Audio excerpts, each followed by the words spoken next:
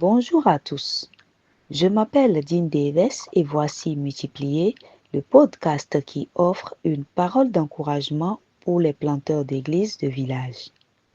Chaque chrétien est commandé de faire des disciples. Chaque chrétien est commandé de prêcher l'évangile aux autres. Mais Dieu, dans sa grâce, a équipé certains disciples du Christ d'une capacité incroyable à partager la bonne nouvelle et à aider les gens à mettre leur confiance en Christ. Ce sont vos frères et sœurs qui ont le don d'évangélisation.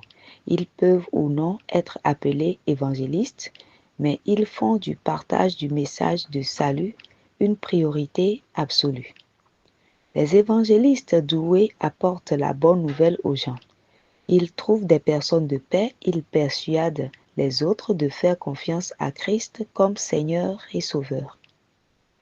Comme tous les autres types de leaders doués, les évangélistes ont besoin d'être reconnus et aidés pour servir en équipe avec d'autres leaders doués tels que les apôtres, les prophètes, les pasteurs et les enseignants.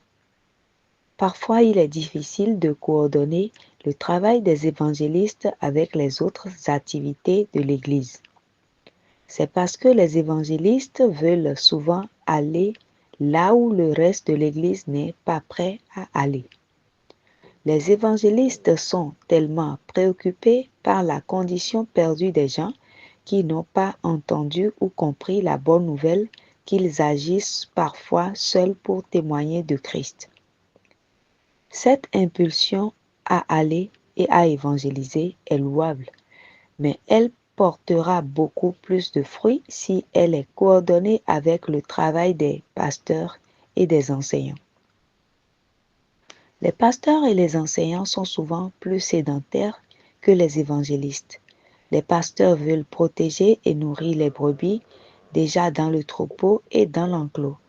Les enseignants veulent instruire les croyants. Par nature, ils ne sont pas toujours prêts à laisser 99 brebis dans l'enclos pour aller avec un évangéliste sauver une brebis perdue. Mais les pasteurs et les enseignants ont besoin d'évangélistes et les évangélistes ont besoin de pasteurs et d'enseignants. Avant que les évangélistes ne sortent pour évangéliser, ils ont besoin d'avoir un plan clair et réalisable pour enseigner à leurs convertis à obéir à tout ce que Jésus a commandé, comme le dit Matthieu chapitre 28, verset 20. Les pasteurs et les enseignants doués devraient soutenir les évangélistes dans l'instruction des nouveaux convertis.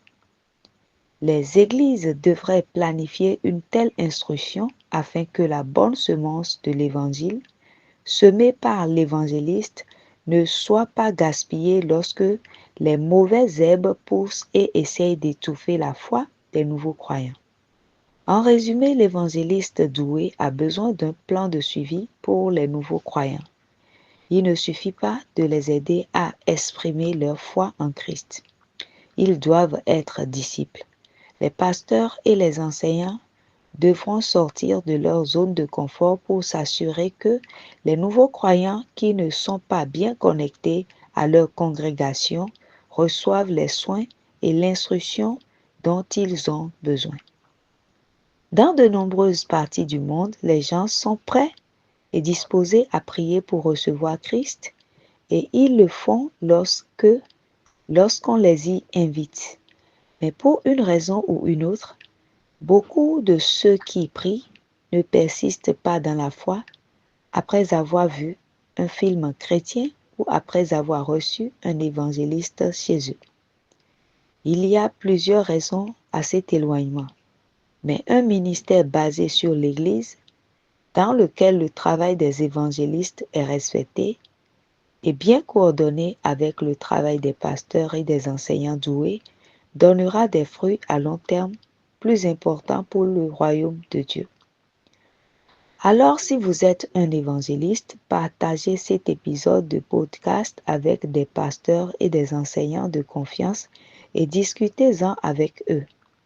Et si vous avez des dons pastoraux ou des dons d'enseignement, réunissez-vous avec les évangélistes de votre Église et dites-leur que vous les appréciez.